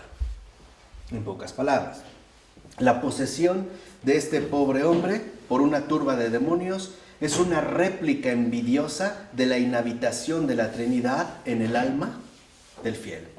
Si Dios puede estar ahí, yo también. Nosotros también. Es así mismo, ¿no? Dice como un negativo de las bodas en su fecundidad. Una especie de cópula múltiple. Una gran orgía espiritual, como el gangbang. Pero no para traer al mundo a un niño, sino para llevar al hombre viejo al infierno. Esa es la diferencia. Aquí hay, digamos, como un simulacro. Entonces vemos cómo los demonios se ponen a suplicar a Jesús que no los mande fuera de la región. ¿Se acuerdan? Suplicar puede traducirse aquí también por rezar. Literalmente se ponen a rezar. ¿Qué significado tiene esta oración? Lo precisa Lucas. Se trata de no ir al abismo. Lucas 8, 31. El legión, y eso es a propósito de este juego, ¿no? El legión quieren permanecer en la tierra a toda costa. A toda costa. Como el verbo baja del cielo, el legión desean subir del infierno para vagar entre nosotros. Así como Dios baja, lo que este legión quieren es subir. Y así como Dios lo que busca es la inhabitación en el alma de su criatura, que no es que la busca, la tiene y la posee y le pertenece, lo que quiere este legión es ahora implantarse en un lugar que literalmente no le corresponde. De ahí la oración que dirige a Cristo, en la que no podemos dejar de reconocer la inclinación de algunas de nuestras peticiones. Envíanos a los puercos para que entremos en ellos, que está en Marcos 5, 12. Sí, vean lo que dicen los demonios. Sí, mejor que estar contigo y seguirte por el camino del Calvario, envíanos a esos puercos. En ellos hay una santidad a nuestra medida. Hay una vida al alcance del hocico. Hay una felicidad sonrosada, redonda, serena. Del misterio de Navidad, nuestra piedad solo quiere conocer el cálido establo. No queremos saber de ti. Queremos gracia, pero queremos una gracia bastante grasa. Queremos la gracia del tocino. Por tanto, Señor, es inútil que derramemos nuestra sangre. No somos kosher. Deja que engordemos tranquilos y cubrir a nuestras cerdas en paz. Sabremos escrutar bien el suelo para salvación de nuestro tocino. Sabremos encontrar en el fango un cielo suficiente y acogedor. Por favor, considera nuestra modestia, Hijo del Dios Altísimo. Preferimos la posilga que nos rebosa a tu alegría que hace llorar. De hecho, la menor cochinada nos va a dejar bien satisfechos. No necesitamos tu hostia radiante. Nos contentaremos con nuestras bellotitas. ¿Se dan cuenta? Muchos de nosotros también a veces eso es lo que preferimos. Y Jesús satisface esta petición de una pseudoencarnación porcina. Literalmente acabar como un cerdo. Es increíble. El demonio ruega a Dios y Dios lo escucha sin falta. ¿No esperaríamos esa eficacia de la oración de un santo? Marcos nos revela que puede corresponder también a la súplica del diablo. Sabemos que los espíritus inmundos, como dice en Marcos 5, 13, salieron y entraron en los puercos. Y toda la piara, unos 2000, fíjense, no eran pocos, se arrojó al mar de lo alto del precipicio y se fueron ahogando. Fíjense, mueren literalmente por causa de Jesús. ¿Se dirían entonces mártires de la fe? ¿Qué están haciendo? Es un suicidio que caricaturiza el martirio. ¿Se dan cuenta cómo todo lo quiere destruir? Toda la obra de redentora de Jesús la quiere literalmente desfigurar. Así hacen malversación los demonios de todo lo cristiano. ¿Y qué proclaman? El evangelio para los cerdos. Ellos quieren un evangelio para los cochinos. Dice Marcos en 4:15. Los que están a lo largo del camino donde se siembra la palabra son aquellos que en cuanto la oyen, viene Satanás y se lleva la palabra sembrada en ellos. Hay un verbo que es airó y se traduce aquí por llevarse, pero también se puede traducir por levantar del suelo e incluso por apropiarse. Ojo, Satán no destruye la predicación, la metaboliza orgullosamente, la transforma de otra manera, la eleva en artificio. Primero, que el grano no penetre en el suelo, que el grano de mostaza sea reemplazado por una manzana bien grande y visible, que no se respete el ritmo natural de su crecimiento, que no se le deje actuar según esta parábola que solo se encuentra en Marcos, y en la que el reino se compara a un grano que crece él solo, sin que se sepa cómo, en la gracia de Dios. Estamos hablando de Marcos, del 26-29. En pocas palabras, ¿qué quiere el demonio? Quiere que se controle totalmente el crecimiento del grano. Quiere, en pocas palabras, una fe que se suba a la cabeza, pero que nunca baje al corazón. Eso quiere. Por eso sube, ¿no? Digamos en la traducción de airo. Que sea una fe que únicamente se suba a la cabeza, pero que en ningún momento baje al corazón. Por eso el demonio no nos quiere bajar, nos quiere ¿qué? Elevar. Porque, como él mismo lo ha experimentado, mientras mayor sea tu elevación, peor será tu ¿qué? Tu caída. Por eso él no busca pisotearnos, como a veces nosotros supondríamos. No, lo contrario. Busca elevarnos sutilmente a las alturas gélidas que a él le encantan tanto, donde literalmente nos coloca al borde del precipicio. Porque el camino cristiano es descendente. Uh-huh. Tú bajas para que Dios te dé. Claro. O sea, te lleva en el camino opuesto. Claro, ¿no?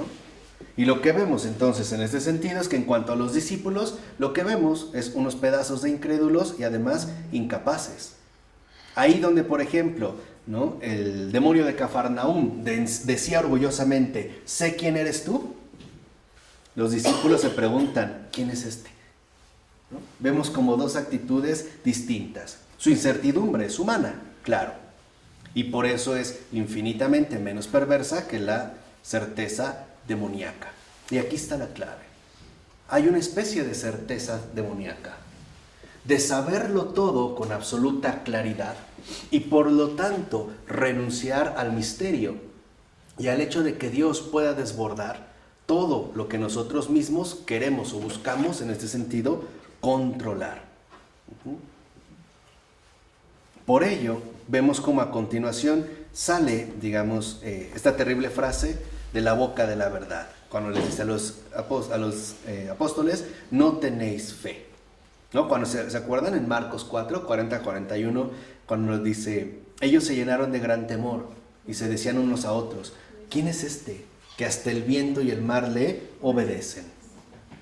Así que los apóstoles lo que dicen es, no lo sé. Los demonios lo que dicen, lo sé, pero lo desfiguro, lo niego. En este caso lo reniego, ¿no? Lo distorsiono. Entonces, lo que vemos en este sentido es un gesto de amor del Señor.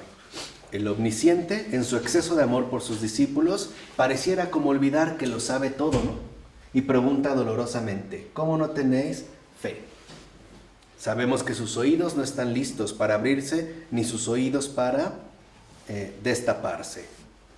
Tras la primera multiplicación de los panes, aunque vuelven de la misión y han expulsado a demonios en nombre de Jesús, aunque acaban de asistir a esa multiplicación maravillosa, Marcos lo confiesa nuevamente. Marcos 6, 51-52. Estupefactos, pues no habían entendido lo de los panes, sino que su mente estaba embotada. Después de la segunda multiplicación, como mínimo, dice Ayash, se esperaría un pequeño progreso. Niet, nada. Y Cristo les dice, ¿aún no comprendéis? ¿Aún no entendéis? ¿Es que tenéis la mente embotada? Teniendo ojos no ven y teniendo oídos no escuchan. Marcos 8, 17, 19. Con la historia de aquel epiléptico del que no logran expulsar al demonio, el Señor ya no aguanta y gime. ¡Ay, generación incrédula! ¿Hasta cuándo estaré con vosotros? ¿Hasta cuándo tendré que soportarlos? Marcos 9, 19. E incluso después de la resurrección, los apóstoles no quieren creer a María Magdalena, de la que él había expulsado 7 demonios. Marcos 16, 9, 11. Y una vez más, solo 6 versículos antes del final, Jesús, levantado de entre los muertos, les echó en cara su incredulidad y su dureza de corazón. Marcos 16, 14. Pero lo más fuerte está situado exactamente en el centro de este evangelio, que es lo que veremos la siguiente ocasión. Pero sí quiero que vean precisamente cómo en este recorrido se va perfilando algo muy particular.